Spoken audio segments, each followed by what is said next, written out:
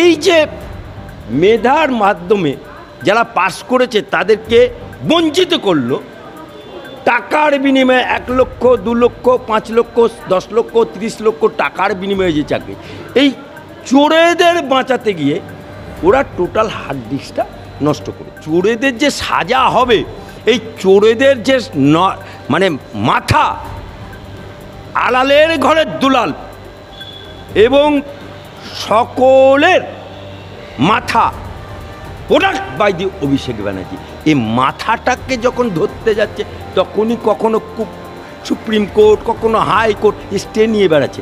আবার রাজ্য সরকার এই মামলাটাকে চাপা দেবার জন্য সুপ্রিম কোর্টে, মমতা ব্যানার্জির বাপের টাকা না, এটা মমতা ব্যানার্জির খালা আপ্পার টাকা না, আর কালীঘাটেও টাকা ছাপায় না।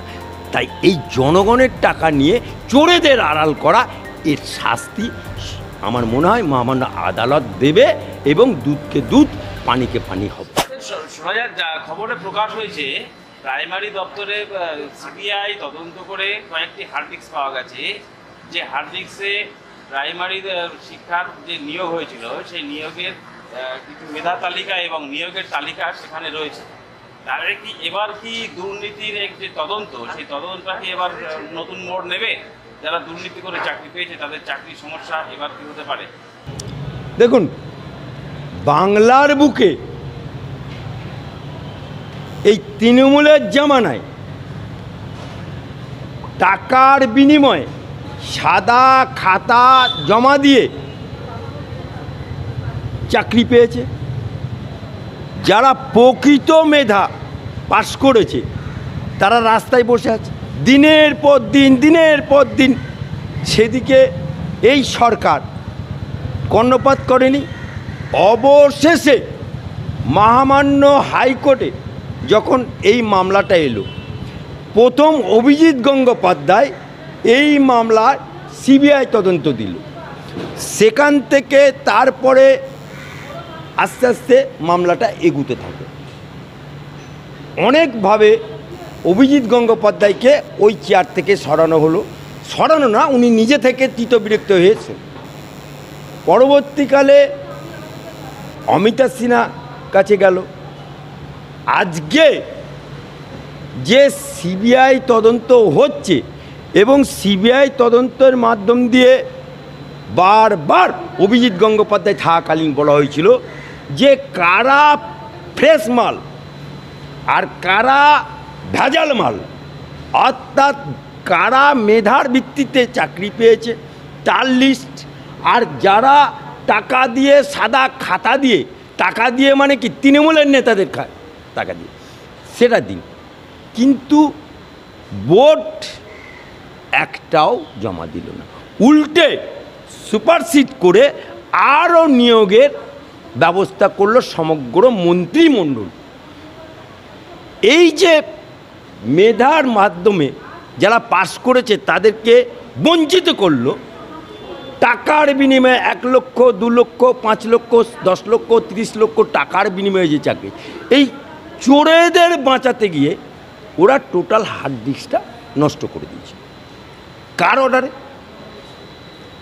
আজকে এর দায় কে নেবে?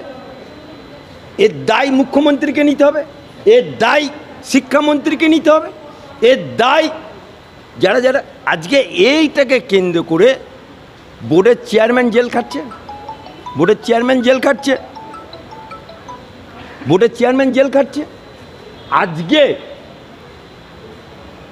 নাইস যাকে দায়িত্ব দিয়েছিল, সেই নাইস সংস্থা থেকে সিবিআই তদন্ত হয়েছিল বলে আজকে কিছু হার্ড ডিস্ক পাওয়া গেছে। এটা কিন্তু পর্ষদের কাছে পাওয়া যায়নি। পর্ষদকে 1 বার না 1000 বার বলেছিল, কিন্তু পর্ষদ অজ্ঞাত কারণে চোরেদের আড়াল করতে দেওয়ার জন্য দেয়নি। তা আজকে সেই নাইসের কাছ থেকে যে হার্ড ডিস্ক পাওয়া গেছে, যাদেরকে দায়িত্ব দিয়েছিল এবং তাদেরকে এটাও বলা হয়েছিল সব নষ্ট করে দিতে, কিন্তু তারা নষ্ট করেও কিছু জিনিস রেখেছিল বলেই আজকে সিবিআই, এবং বার করলো কারা? সিবিআই।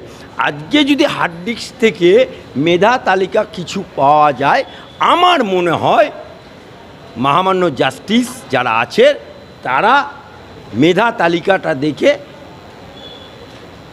কিছু চাকরি হবে আর চোরেদের সাজা হবে। কিন্তু করবেটা কি? চোরেদের যে সাজা হবে, এই চোরেদের যে মানে মাথা আলালের ঘরের দুলাল এবং সকলের মাথা product by the Abhishek Banerjee, এই মাথাটাকে যখন ধরতে যাচ্ছে তখনই কখনো সুপ্রিম কোর্ট, কখনো হাইকোর্ট স্টে নিয়ে বেড়াচ্ছে। আবার রাজ্য সরকার এই মামলাটাকে চাপা দেবার জন্য সুপ্রিম কোর্টে ছুটছে। অর্থাৎ চোরেদেরকে আড়াল করার জন্য এই সরকার যে সুপ্রিম কোর্টে যায় এবং আপনার টাকা, আমার টাকা, জনগণের টাকা, ট্যাক্সের টাকায় যায়। এটা মমতা ব্যানার্জির বাপের টাকা না, এটা মমতা ব্যানার্জির খালা আপ্পার টাকা না, আর কালীঘাটেও টাকা ছাপায় না। তাই এই জনগণের টাকা নিয়ে চোরেদের আড়াল করা, এর শাস্তি আমার মনে হয় মহামান্য আদালত দেবে এবং দুধকে দুধ, পানিকে পানি হবে।